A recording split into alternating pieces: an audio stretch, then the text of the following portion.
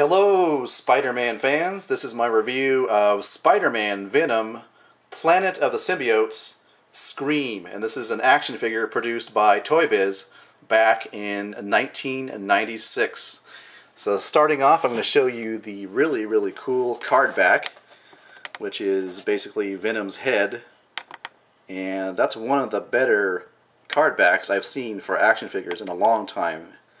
And again, this is back in 1996. So let's take a look at the back. You get a bio for Scream. And you get a look at the other figures that were contemporary with the Scream figure. So if you were a kid back in the mid-90s, some of these may be familiar to you.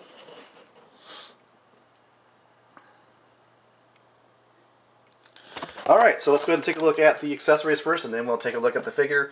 You get these three pitchforks, and as you can see, the way that they are designed is they're designed to mimic the symbiote. The symbiote, of course, can form any kind of weapon pretty much like the Green Lanterns can project what kind of weapon they want to use with their green energy. Well, something similar is done with the symbiotes. They can project their costume, their living symbiote, into basically any type of weapon they can imagine. And in this case, these are pitchforks. And these are projectiles, actually. These are projectiles. Unfortunately, the projectile mechanism is broken. You can see there's springs coming out. But basically what you're supposed to be able to do in this hole right here, there's three holes, but in this top hole, you're supposed to insert this all the way, and then you're supposed to pull back, pull back like this, and it'll shoot out.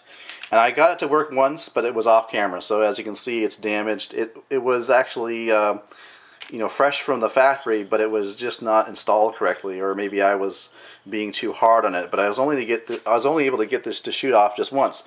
But the other idea with this is you're supposed to be able to insert the other two pitchforks into the projectile weapon, so you have it for storage. And then the final bit of playability is you're supposed to be able to insert this on the forearm of the figure. So as you can see here, it's sculpted to represent again the symbiote, which is cool. And perhaps my favorite accessory is this thing here. You get this, basically what it is, it's a yellow translucent plastic, and it's shaped and sculpted like Venom's head. And I'm going to see if I can adjust the light here to bring out more of the details.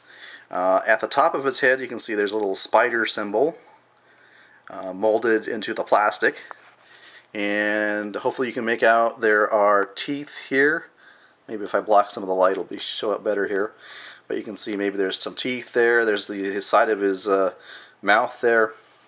And basically you open it up, and inside is this thing here. I guess this is a symbiote baby or something like that. You can see here.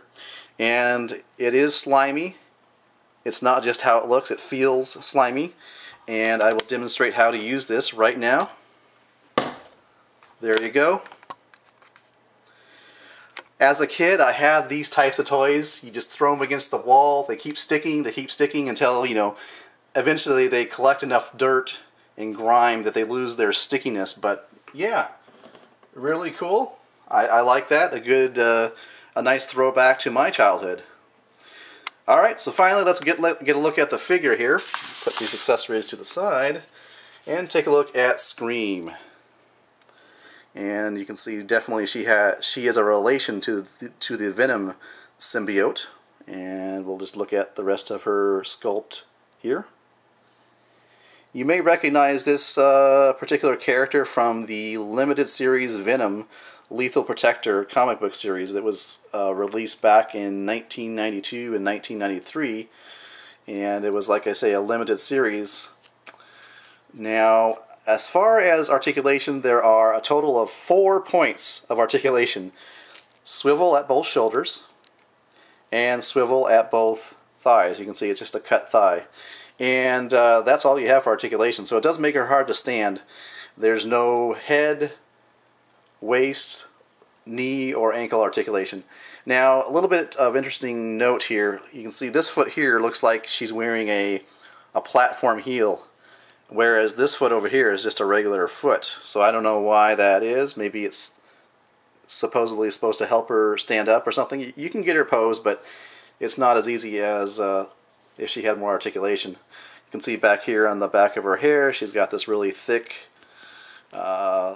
pliable plastic, and these are the symbiote tendrils of hair. And one of her attack features in the comics was she would use her hair to kind of lash out at her enemies and strangle them and grab onto them. And that's what these are for too here at the front. Now you're supposed to be able to push these forward and basically pretend they're like attacking tendrils of symbiote, but really all you can really do is pull them back like that. I mean, you can't really push them forward like they say in the actual directions here. I'll show you that I'm not just making this up. They tell you right here.